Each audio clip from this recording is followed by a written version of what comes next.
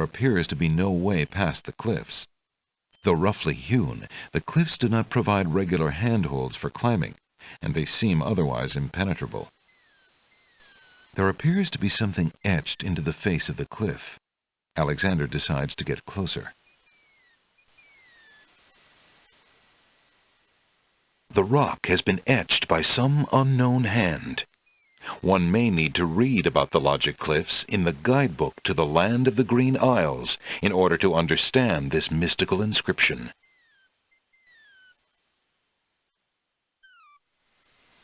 Alexander notices an unusually large coal-black feather lying on the beach.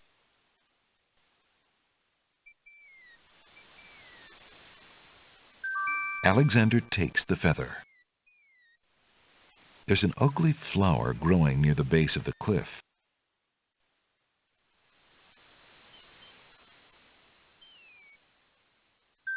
Alexander picks the flower and is startled by its hideously strong skunk-like odor. For a moment he can smell nothing else. Alexander pulls out his magic map.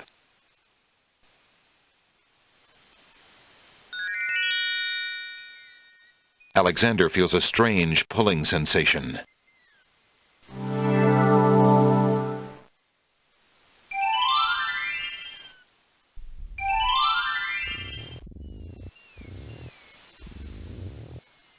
To the north, the island is dense with vegetation.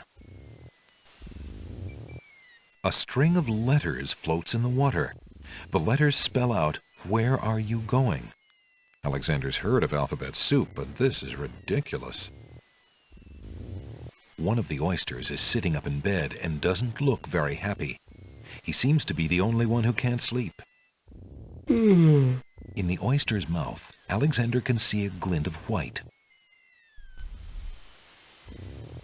Why aren't you asleep like the other oysters? Oh, I'm so weary, but I can't sleep. I have a terrible ache in my mouth.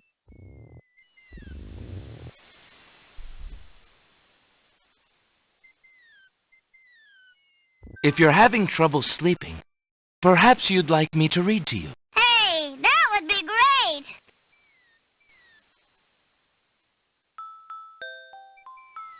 Two dulcimers raised to the degree of 40 half-dulcimers, divided into equal parts by the third of a cackle of grouse geese, put over the result of 10 fine mackles, albeit small fine mackles, stretched over the total of 53 1/8 bottles of wild beast lard. Alexander makes a grab for the pearl. Hey, you fixed my mouth. It feels great. The little oyster drifts into peaceful slumber with the rest of his oyster friends.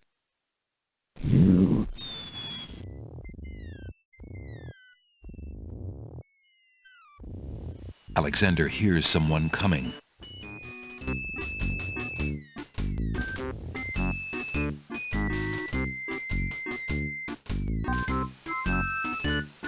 "5 fierce guards of the isle we be. Watch for a foreign man," said he, "with ears and nose, tongue, hands, and eyes. Its nature cannot be disguised. If man it be, then man it dies. Old Tom Troll, smell your smell. Do that which you do so well."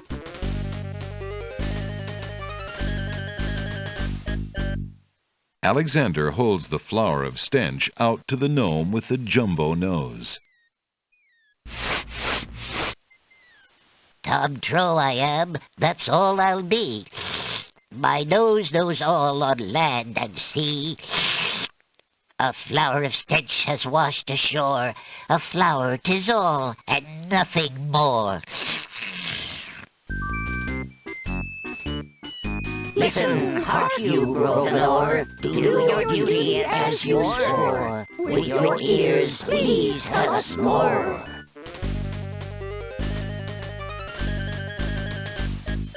Alexander winds the tin nightingale and plays it for the gnome with the monumental ears.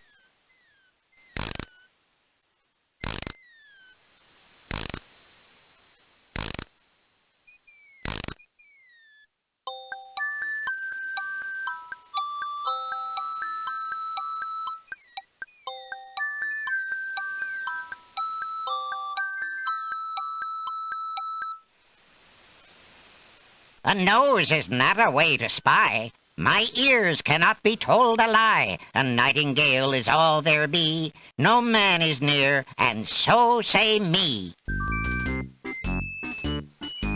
Taste, Grump, that we might know whether friend or whether foe.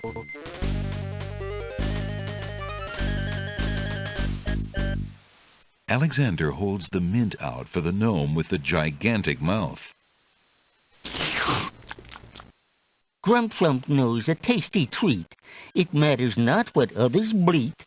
No danger is this one so sweet. Trilly-dilly, use your hands. Is it beast or is it man?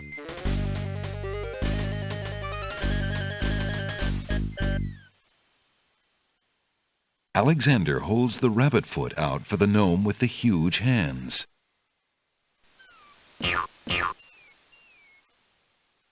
Be all you mad? What aileth thee? A bunny can't trill merrily. A hare does not at all taste sweet. A rabbit here is all we greet. Old Bill Batter, never fatter. Vision can resolve this matter. Look you now and end this chatter.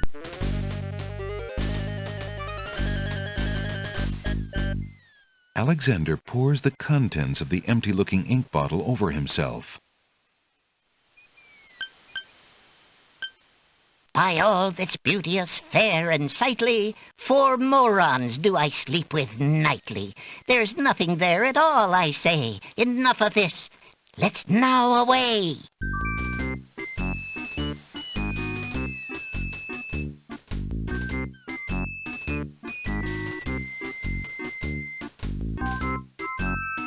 Alexander did it! He's fooled the guards!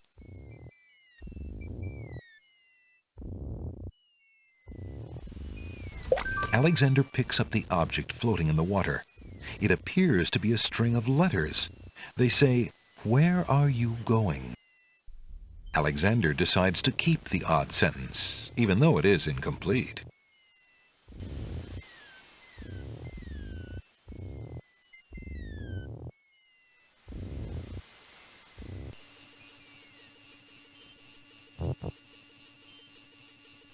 A mushy swamp lies just off the path. It doesn't look like very good swimming. A stick is stuck in the middle of the swamp. The fallen log has a good-sized knot or bump.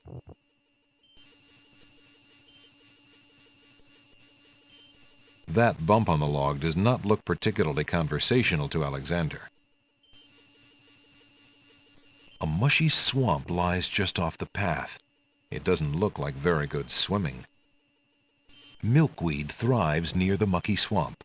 Small bottles filled with milk grow on it like fruit.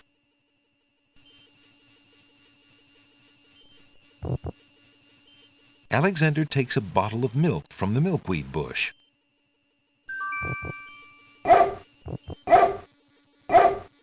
Apparently, the dogwood tree doesn't like Alexander standing that close. A large tree stretches knotted limbs out over the swamp. Part of the tree's trunk is shaped like the face of a dog. Why, it must be a dogwood tree.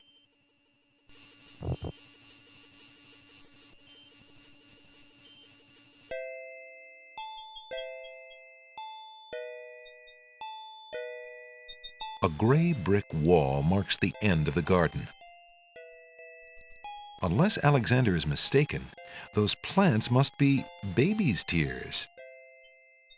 Vines of sweet ripening tomatoes climb up little wooden posts. Alexander takes a close look at the tomato in the ground. It appears to be darker than those on the vines. What are you staring at there, boy? Go away, you rootless thing, you! Yeah! Yep, that tomato is definitely rotten. How did you manage to fall off the vine, Mr. Tomato? What do you think? I'm old, I'm rotten! Yeah! Leave me alone! If you say so. After all, you're just gonna let me sit here and rot on this dry ground like everybody else, aren't you? Why, I don't know. I suppose... Ah, never mind! Just go away! Ah! Hey! What do you think you're doing there? Get your hands off me! Hey! Alexander picks up Rotten Tomato and puts him away.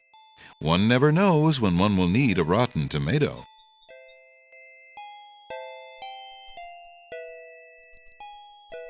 Good day, tomato vines. Good morning.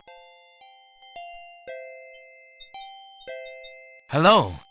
Aren't you a bunch of fine-looking young plants? Goo gaga.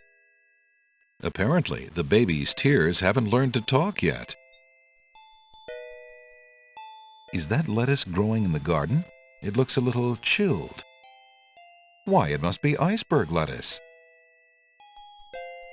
A colorful array of snapdragons stand guard to one side of the path. There appears to be a hole in the garden wall.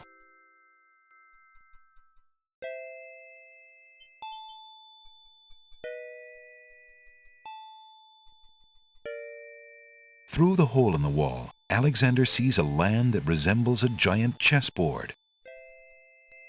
Wow, it really is a hole in the wall. Zounds, those wallflowers sure are shy, and the snapdragons are awfully protective of them. Alexander can't even get close to the wallflowers without causing quite a stir.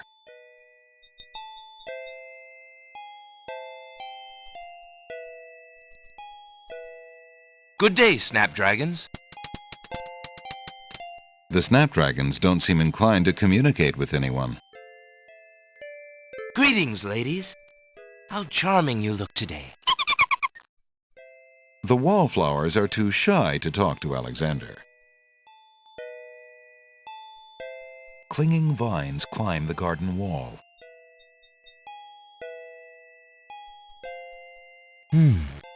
What curious clinging vines are on this wall? We know we're fascinating, but no one ever visits us. We're lonely. That's too bad. We just want to be liked. We just want to be hugged. We've been clinging to this wall, but he's gotten boring. I see. Perhaps you should find a new place. Don't be stupid. We're clinging vines, not particularly mobile. No, I don't suppose so. Well, good luck. A curiously speckled gate marks one end of the garden.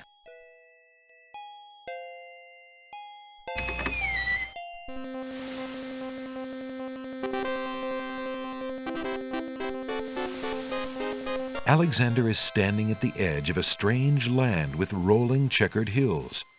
Two chessboard knights stand before the marble entrance, guarding a path which wanders like a ribbon into the velvety hills.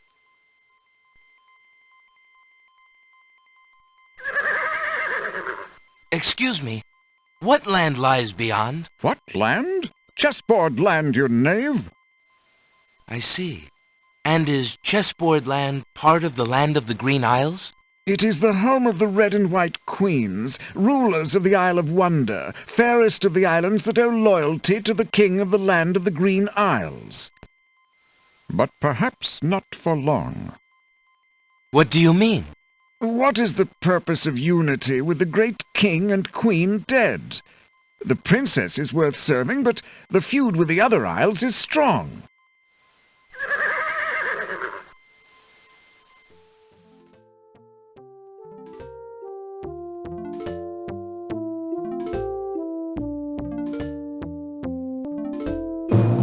I must insist, Your Highness.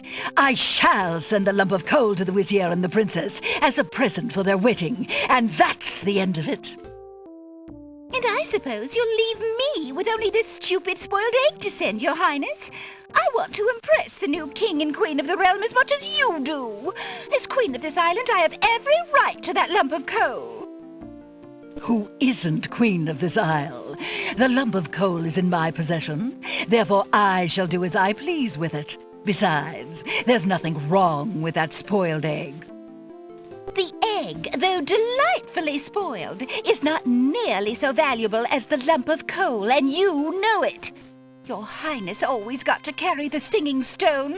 It's not fair that you get the coal, too. That doesn't count.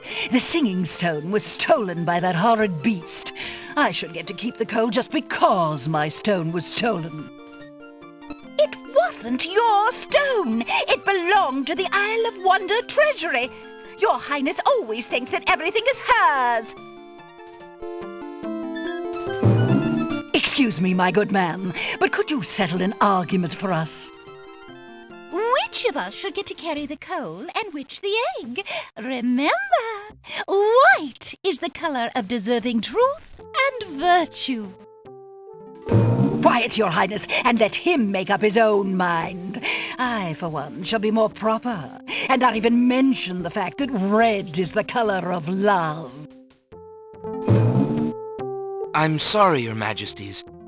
I'm partial to both red and white, but I'm afraid that I don't know how to solve your problem. One of you will just have to be gracious and allow the other the lump of coal. What a ridiculously stupid idea. Quite ludicrous. He was a lot of help, wasn't he? Oh, yes. Obviously a man of high intelligence.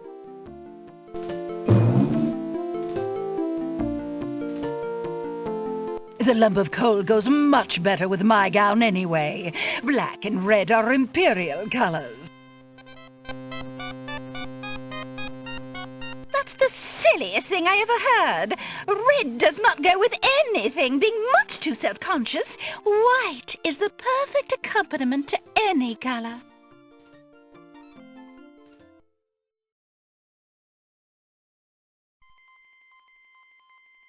The Red Queen has dropped her scarf on the steps.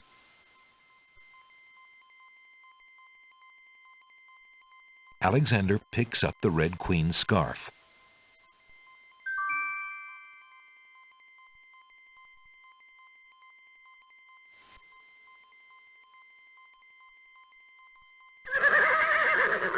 I found a red scarf. I believe the Red Queen dropped it. The Red Queen is always dropping her scarves. She thinks it's fashionable. Keep it, and consider yourself honored.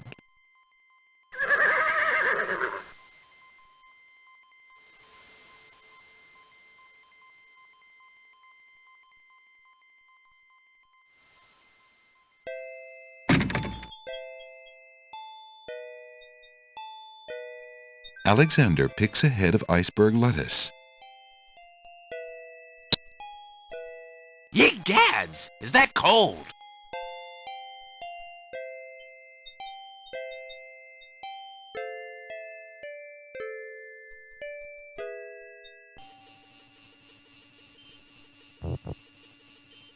The swamp ignores Alexander and continues its chirps, croaks, and blurps.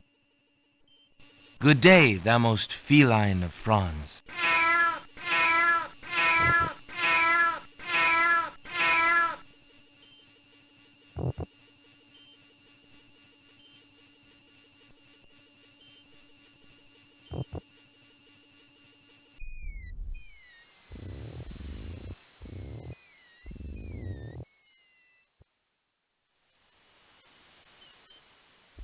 Alexander pulls out his magic map.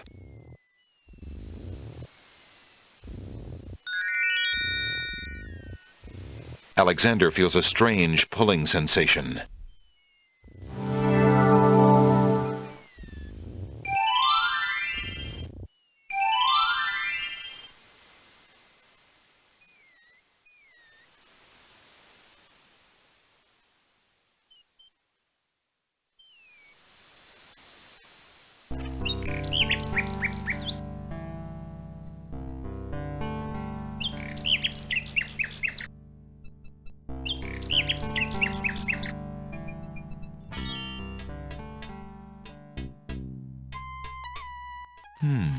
Alexander doesn't remember that sign being on the wall before. He decides to take a closer look.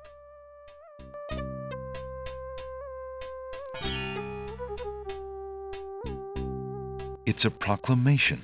It reads, "Citizens rejoice," announcing the royal wedding and coronation of Wazir Abdul al-Hazred and Princess Kasima. For reasons of security, the wedding will not be open to the public. Long live the new king and queen of the land of the Green Isles. Alexander feels his stomach turn at the thought of the dread event. If he doesn't do something soon, Kasima will be another man's wife.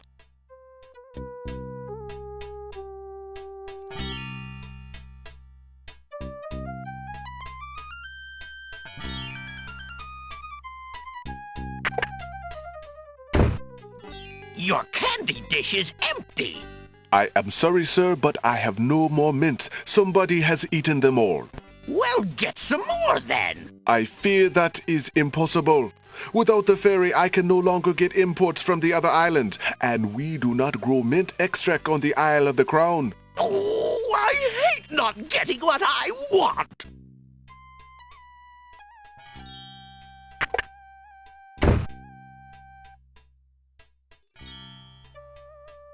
The flawless pearl is the largest Alexander's ever seen.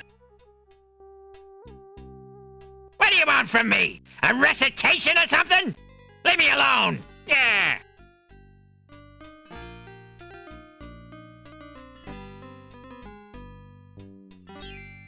I found this large pearl. Might it be valuable enough to ransom back my family ring? I have never seen such a perfect pearl. Certainly you can have your ring back. Oh, I'm glad you didn't sell it. I'm a bit attached to it, I'm afraid. Of course you are. You would be cold-hearted if you felt any differently. I am happy to see a family heirloom back with its rightful owner.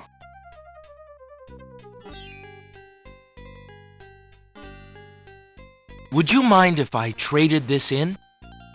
Of course, Prince Alex. Please choose something in exchange for the items on the counter. Alexander looks closely at the items on the counter to make his selection. I'll take the flute. The flute? Very good, Prince Alex. May its music always be sweet. Feel free to trade it back at any time. Thank you.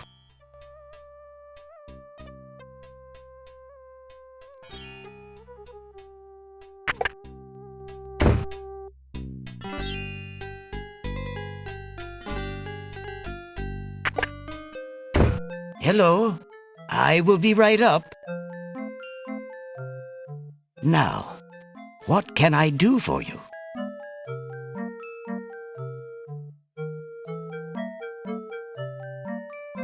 How fare you, merchant? Business could be better. Too many people are losing interest in reading these days. It is a sign of the times. An antique leather-bound book is displayed on a little stand on the counter. On the elaborate cover is the title, "Ye Useful Book of Magic Spells." How much for that book on the counter, merchant? It is a fine book, is it not? I obtained it from the estate of the one and only magician this kingdom has ever had. Poofed himself into an aardvark in the end, or so I heard. I never found the spells all that useful myself, but then I lead a boring life. I tell you what, if you can find another rare book, something a bit more marketable, I might be willing to exchange the spell book for it. An odd-looking man is reading in the stuffed chair. He wears a vest, balloon-style pants, and pointed shoes. There's something deliberately silly about the man, as though he were a performer of some sort. Good day, sir. Is there anything you can tell me about the land of the Green Isles? I'm sorry, but I have no time for idle conversation. I'm too worried about the princess.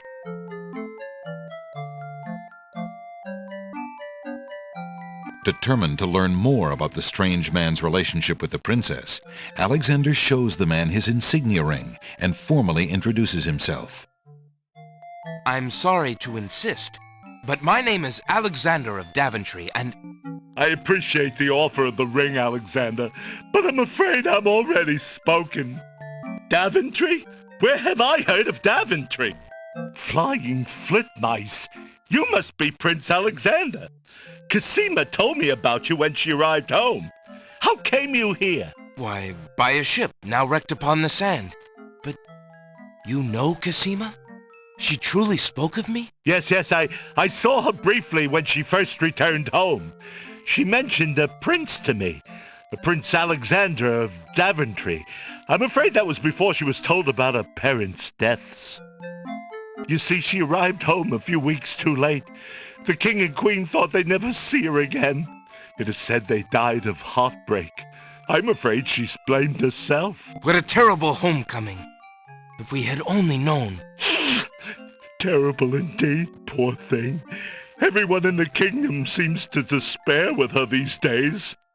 The streets are silent. Where is she now? The princess is sequestered in mourning.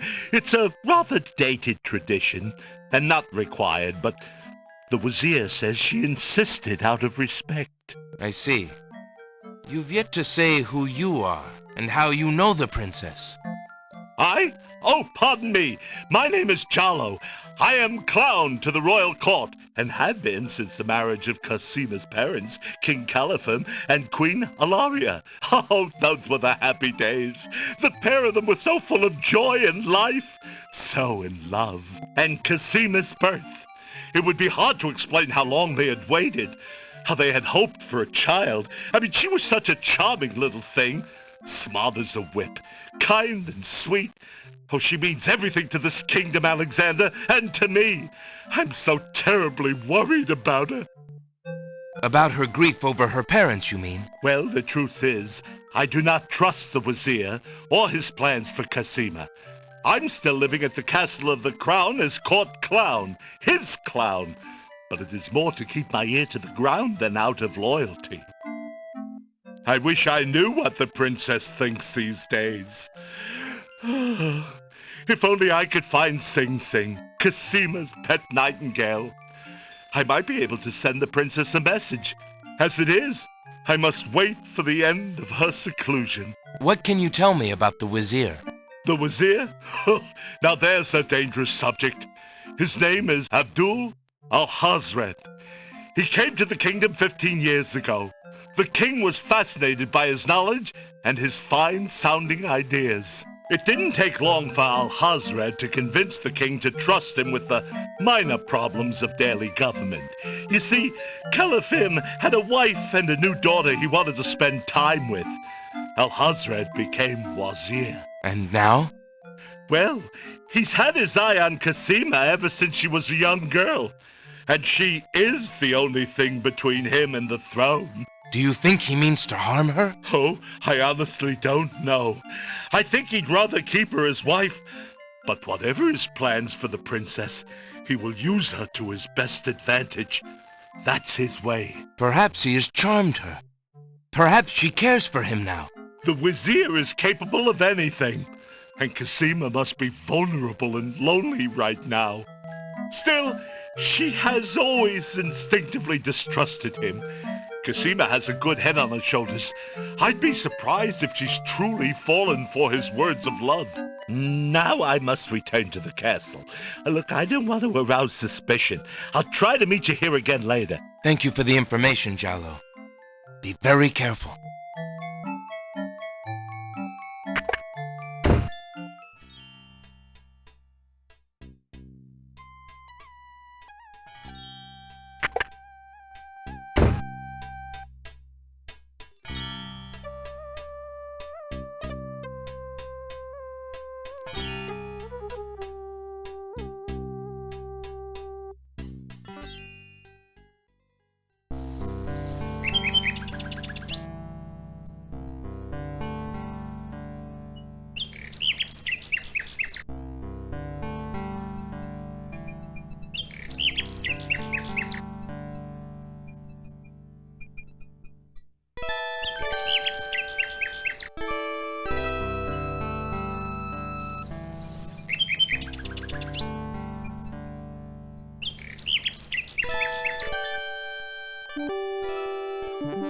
Good day, Jollo.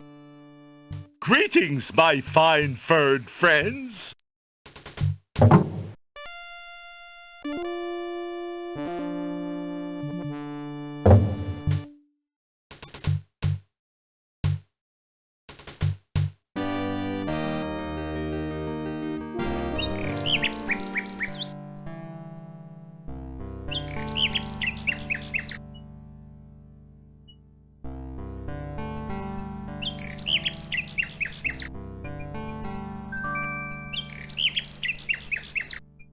Alexander holds out his insignia ring to the nightingale, hoping she perhaps is the nightingale that Jollo spoke of, and that she might be able to take the ring to Cassima. The ring is the one thing he has that might alert Cassima to his presence on the Isles. The nightingale swoops down and grabs the ring. She flies off towards the castle, perhaps to Cassima. Sing Sing, what have you got in your mouth, my pretty? A gold ring? Sing Sing, where did you get this? Realm of Daventry. But this is Alexander's ring. Oh, my soul, he must be here. Sing Sing, I wish you could tell me what you've seen. Is he really here then, on this very island? Oh, if only I could leave this castle as easily as you. Take this ribbon, Sing Sing. If you know where he is, return it to him. Please be careful, Alexander. It is so dangerous, and yet I could not wish you away.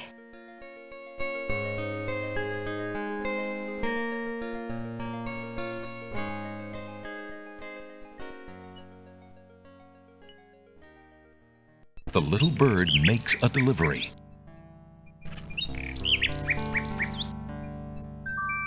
It's a red velvet hair ribbon. Could it be? Could it possibly belong to Cassima herself? Or am I merely wishing it were so? Oh.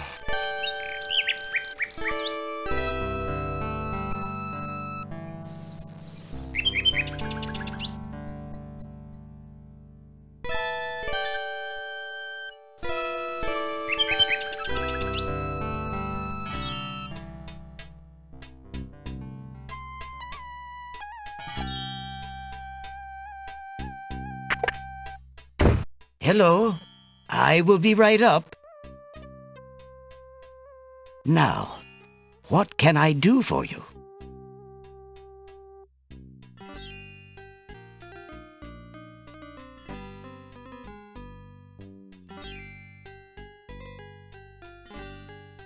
Might I return this? Go ahead and keep it. That page has fallen out one too many times for me.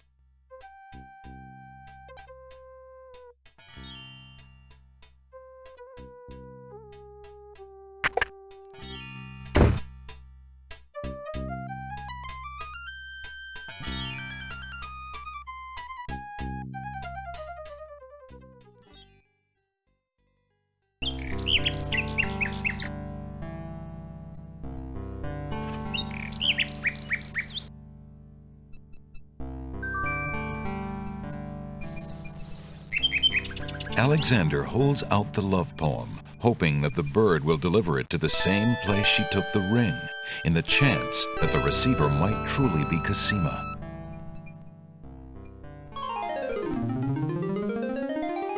The nightingale swoops down, grabs the love poem, and takes it towards the castle. Sing Sing, my sweet, you bring another present.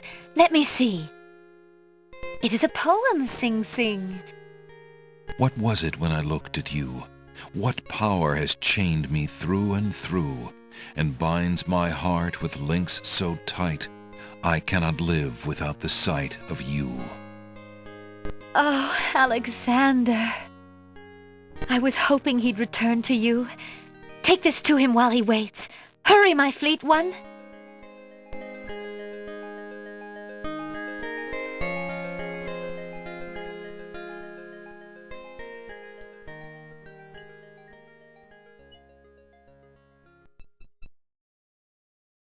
The little bird makes a delivery.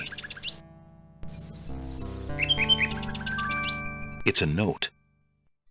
Dearest Alexander, I cannot believe you are here, my friend. Please, please be careful. Abdul isn't about to let anyone interfere with his plans. Watch out for Abdul's genie, Alexander, and do not do anything rash. I am not without resources, and I will prevail if I can only find some small means of defense. Do nothing to try to get to me. You must not be endangered again for my sake. Greatly in your family's debt, Cassima. Alexander's hand trembles as he reads the note. For the first time in his long search, he has heard her voice again, if only in writing. No words of love, only friendly concern.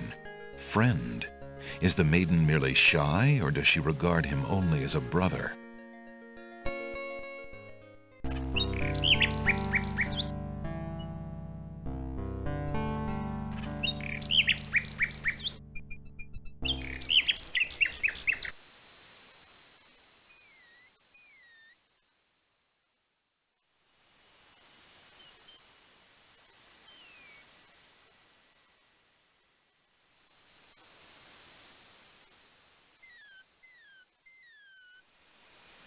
Alexander pulls out his magic map.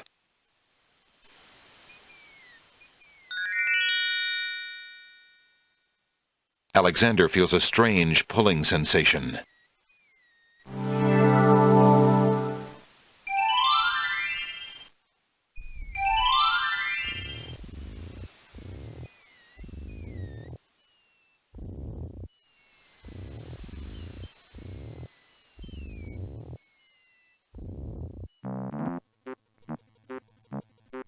Little bees buzz around the books as though the pages were laden with the sweetest pollen. Maybe they're spelling bees. The tail end of this island is a riotous scramble of books, sand, and a spider's web. Piles of stacked books, looking ready to topple at any moment, have been arranged haphazardly on the sandy ground.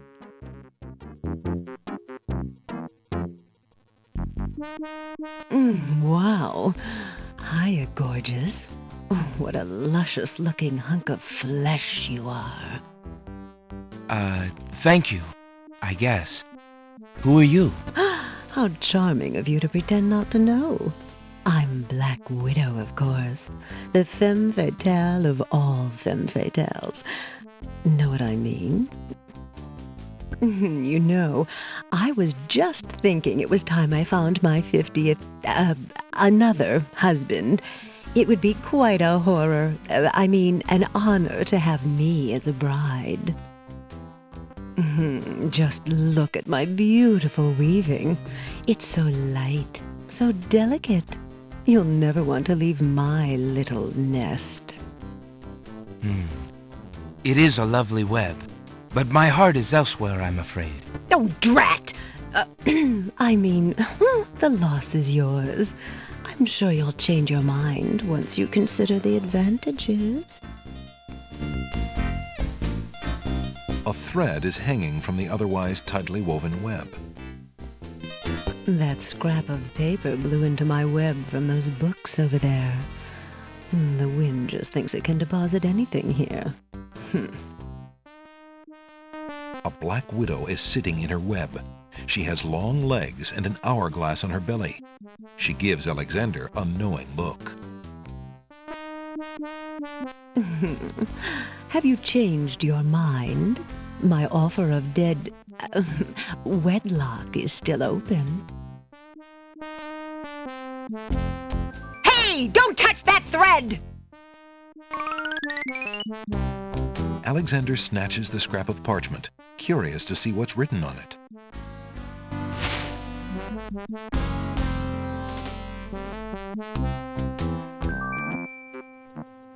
The wind blows the scrap of paper from Alexander's hand, but he remembers what it said well enough.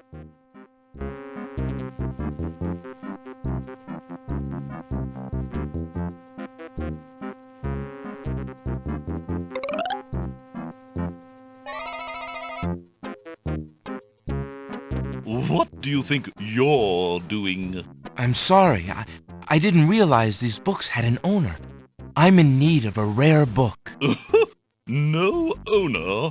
All books have owners, my good man. And this book owner, Bookworm to you, wouldn't part with one of his books for anything. Isn't there something I can do for you to pay for the book? Let's see.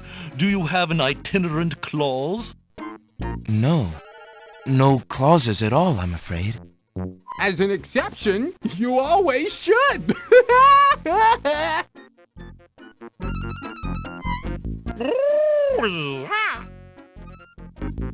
Don't mind oxymoron and diphthong. They're fairly limited grammatical principles, you know. Let's see. A marsh pig that does Texas? No. I'm afraid not. A dangling participle? I'm fresh out. A purple fiddle whacker? No, I don't think so. Sorry. An idiosyncrasy, perhaps? Afraid not. Ha! Then what good are you?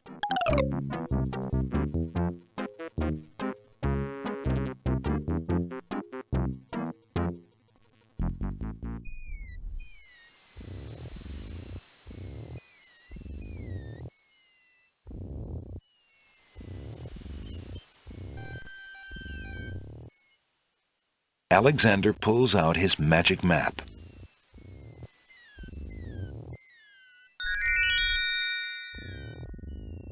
Alexander feels a strange pulling sensation.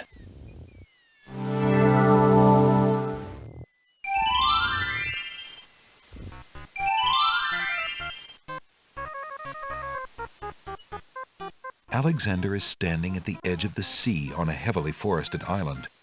As far as the eyes can see, tall trees spread out their branches as though straining to link arms, their tops forming a canopy above. A path leads north through the forest. A little fawn is feeding on a grassy hillock near the sea. There's an odd little creature dangling from that tree branch. Hello, friend. Aren't you an odd-looking little fellow? I'm not odd-looking, you are.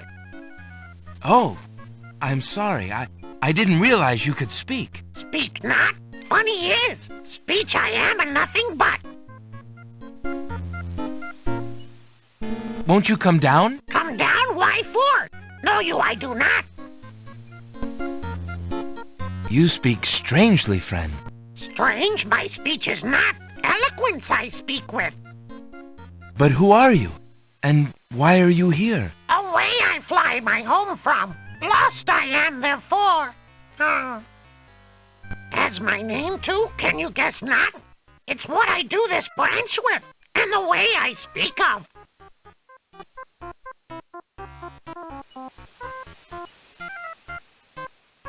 Alexander holds the sentence out to the creature.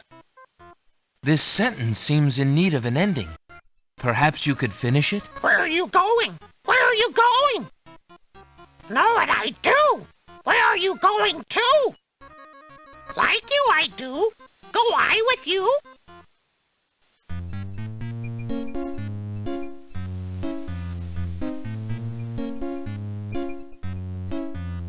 Well, that was certainly interesting. It looks like Alexander now has a passenger.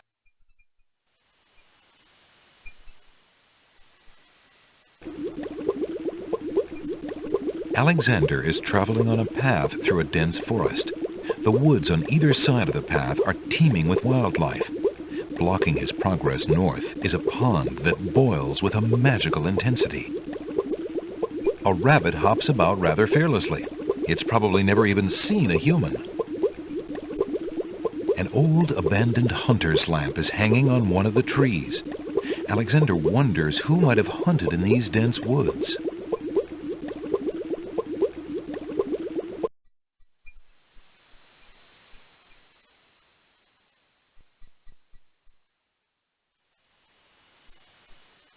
Alexander pulls out his magic map.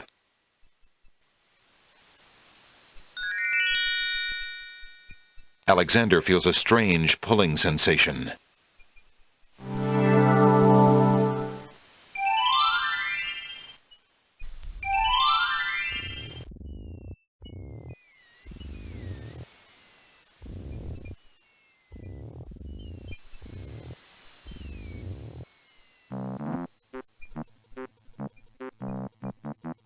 One end of the creature resembles a miniature dragon, while the other looks like a possum. What a strange-looking fellow. Take me home to...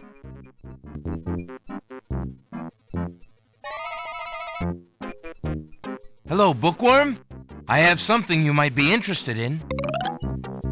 Well, what is it this time? I found this little fellow lost on another island. Coming home I am too. There you are, you naughty boy. I told you not to leave the island. Glad I am seeing you too. A most solemn celebration.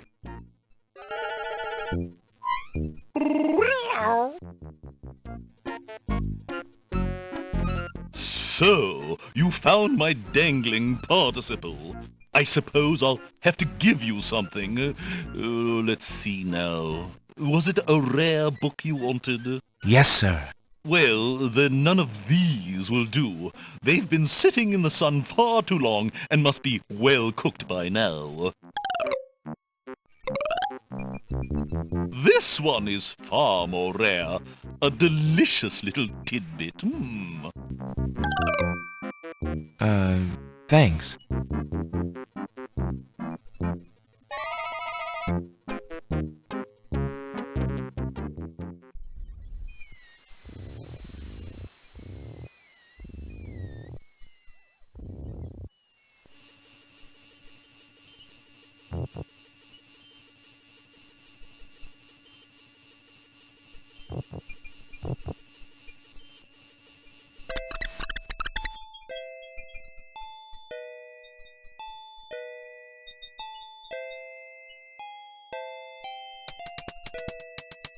Those snapdragons don't like Alexander getting so close.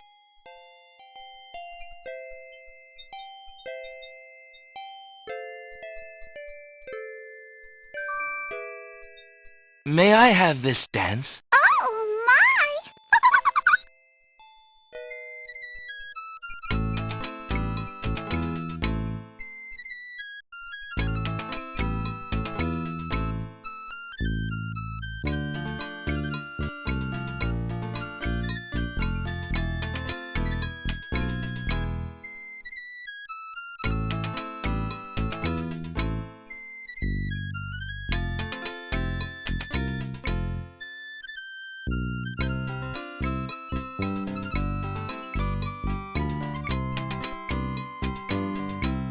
Alexander stops playing the flute, but the wallflowers and snapdragons continue to dance, caught up in the music and oblivious to everything around them.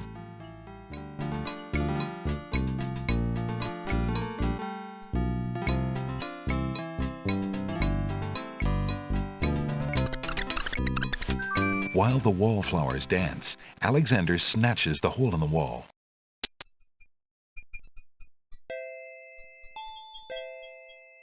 Alexander picks a head of iceberg lettuce. Ye gads! Is that cold?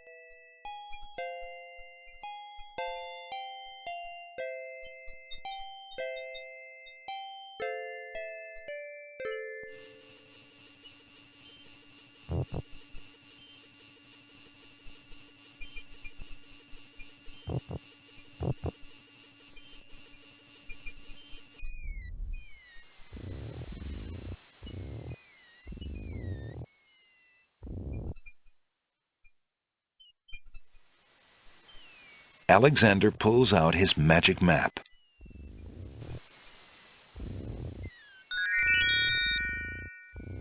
Alexander feels a strange pulling sensation.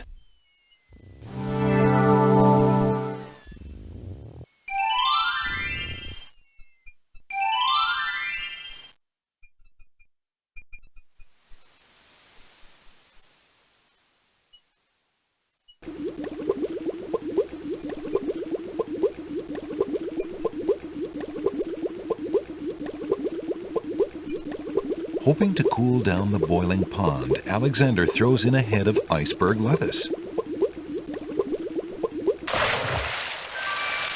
The pond's water slowly stops boiling, cooled by the ice. It still looks hot, but bearable.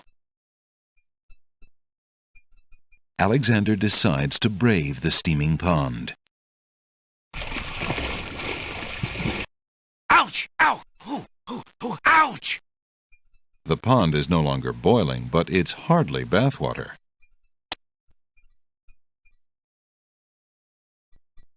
Alexander takes the old hunter's lamp from the tree.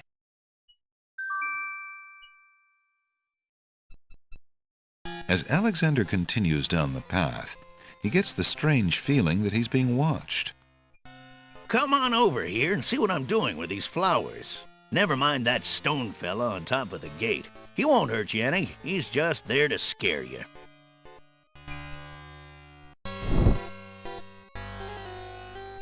I'm Alexander of Daventry. Who are you? What difference does it make? Just come on over here. I'll tell you my life history if you still want to hear it. A pleasant-looking middle-aged man is busy tending a small garden just past the wall. A stone archer sits atop the lintel of the gate like a silent guardian. His stone bow is tightly drawn and fitted with a single stone arrow.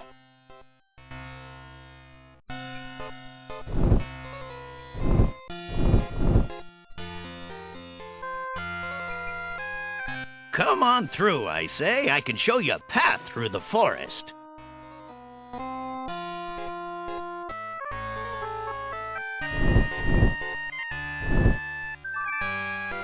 Alexander picks up the brick. Look, there's no point in hanging out here all day. I can show you the wondrous castle that lies in the middle of the island. Don't be so timid. A gray brick wall runs to the east and west on either side of the path.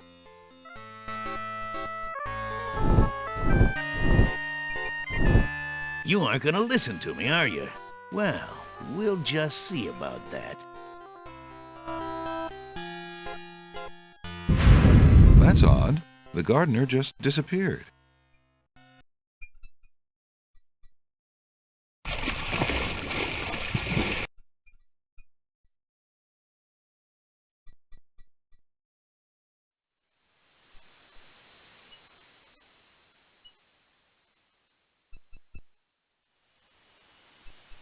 Alexander pulls out his magic map.